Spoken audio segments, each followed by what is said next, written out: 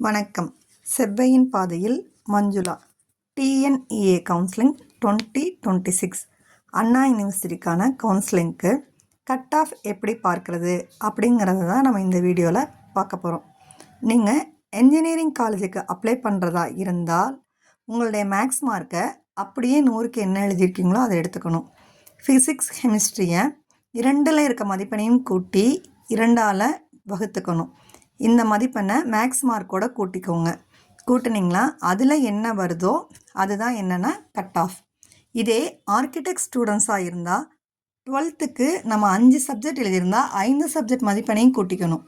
இல்லை 6 subject எழுதியிருந்தோம்னா 6 subject மதிப்பெண்ணையும் கூட்டி எத்தனை பேப்பரோ, இப்போ 450னா 5 பேப்பர் எழுதியிருக்கீங்கன்னா 5ஆல் வகுத்துடணும்.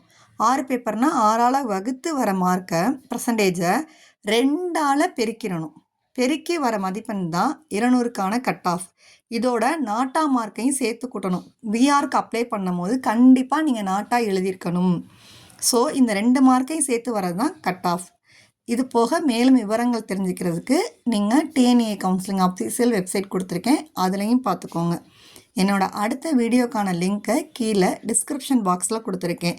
உங்களுக்கு ஏதாவது சந்தேகம் இருந்தது அப்படின்னா எனக்கு கமெண்ட் பண்ணுங்கள், நான் உங்களுக்கு பதில் சொல்கிறேன்.